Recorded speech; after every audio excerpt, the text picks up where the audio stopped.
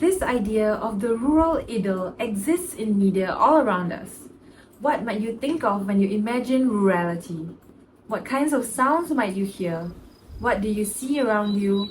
What might the air feel like? We want to try answer the larger question of how is rurality performed in media. Oscar Wilde once said, "Anyone can be good in the country. There are no temptations there." Often associated with rurality is ideas of ethereality, tranquility, and the simplicity of life. The rural is idyllic. On digital media platforms, there is no shortage of representations in TikToks of relaxing vlogs, montages of simple living, and the obsession with cottagecore.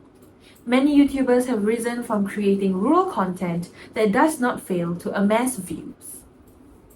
So what is this romance that the rural is often presented with? And is it always accurate?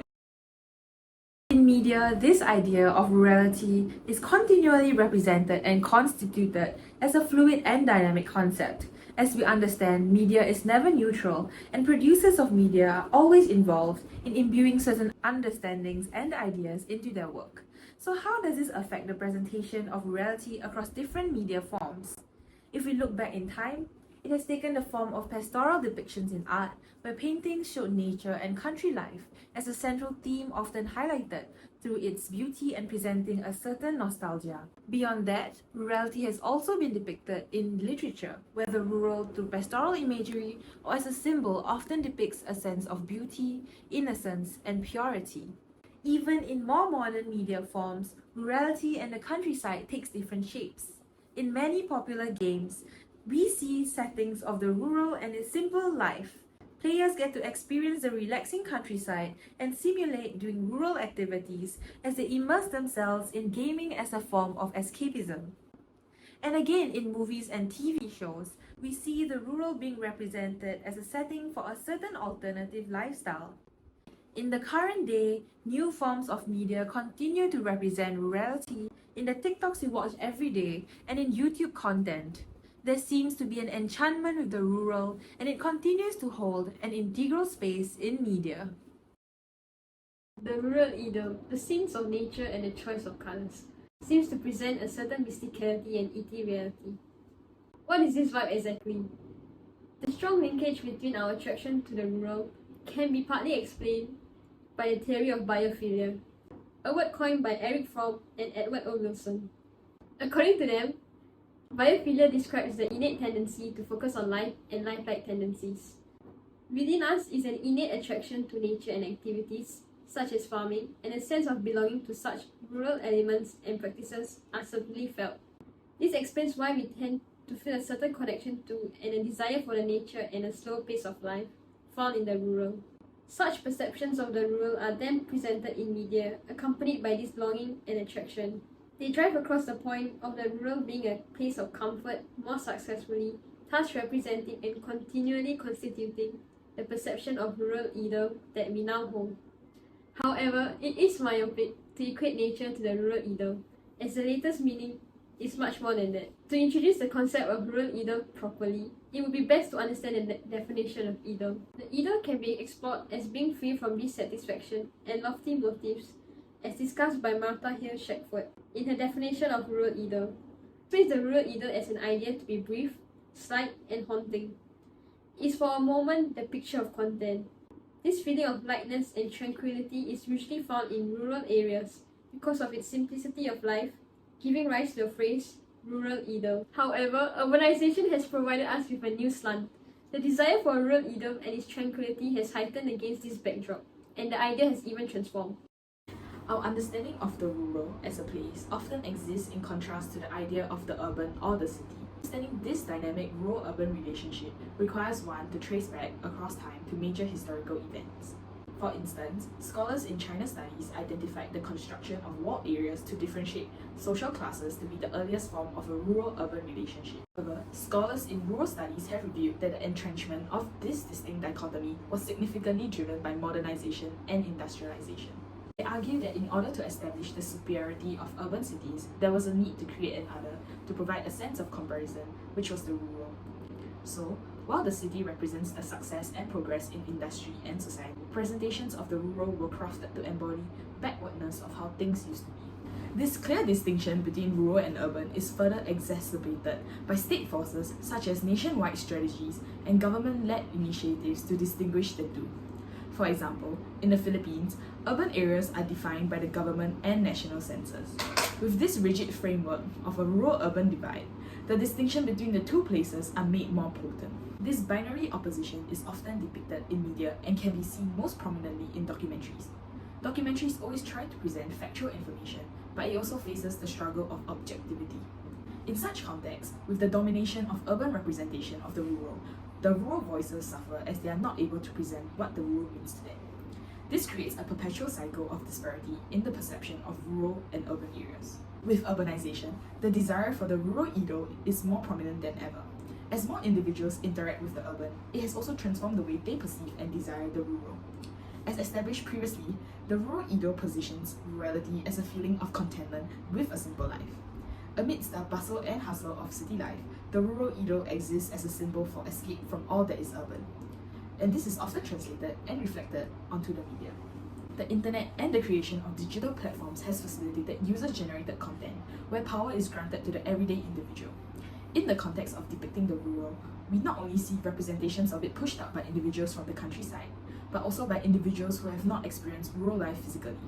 Their understanding is only ever created through media like books, movies, and games. Sieving through rural media on TikTok and YouTube, we identified similar ways creators stage and perform the rural for audiences on their site. To better understand how, we decided to embody the media practices through an auto-ethnographic approach of creating an ASMR-style YouTube video. We'll see how rurality might be represented within our urban context. Enjoy!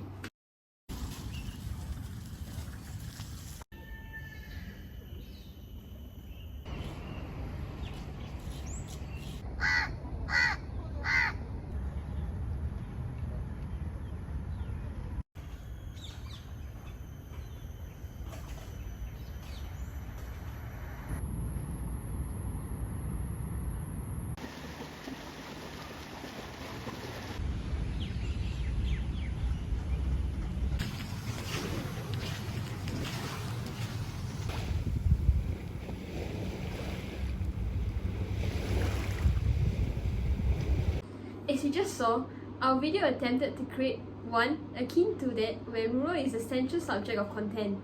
We then focused on some salient aspects. For a start, the colour grading of our clips was a main factor. What is colour grading? In short, colour grading is the manipulation of intensity and colour of light.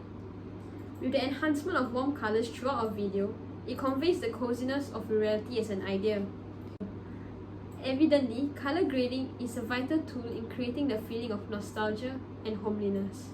We notice this act also in the work of other media content creators surrounding the idea of rurality. Take a look at these YouTube videos where a certain warm hue creates a feeling of coziness.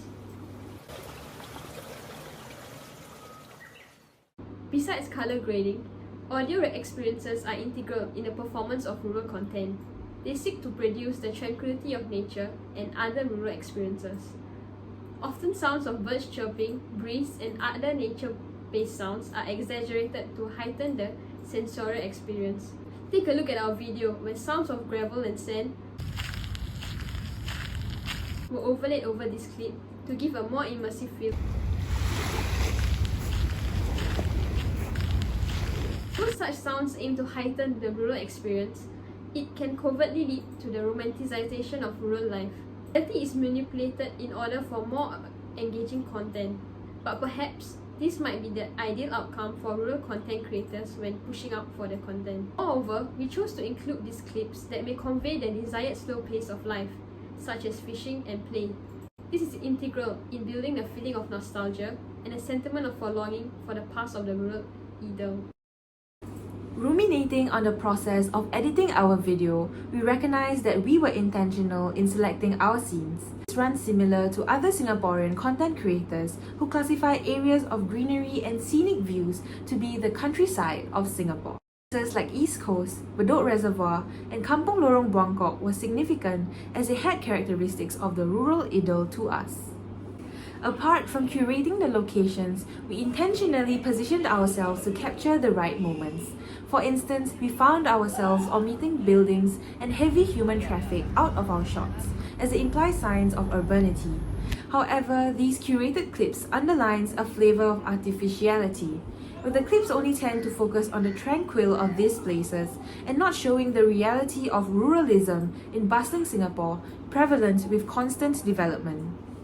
Much critique on the production of rural content also hinges on the notion of artificiality because of the differing ideas on rural life. The array of rural content online may not fully depict the hardships and inconveniences behind these lifestyles, such as labor, sweat, chaos, and many more. The decisions made in staging their idea of rural content brings about the question, who and what are these producers creating for? We are led to believe that much of it is mainly driven by commercial reasons, as they present their content in a flattering light, as if they have a specific audience in mind. The organization of the content also creates a sense of relatability for viewers due to the lack of dialogue and the primary focus on delivering the essence of feeling to establish a connection with their viewers. Looking at the critiques and concerns of performing rurality on media platforms, we start to see an overarching idea of this performativity with the onset of urbanism. Many call out the artificiality of rural works, but as Martha Hale Shackford raises, what is often overlooked is that the idyll, however amplified, is still an embodiment of really existent beauty. Understandings of rurality are constantly established and challenged as individuals continue to experience embodied and disembodied forms of rurality. We see the spirit of the rural idyll exist even in urban societies like Singapore, and we look forward to see how this essence continues to transform over time.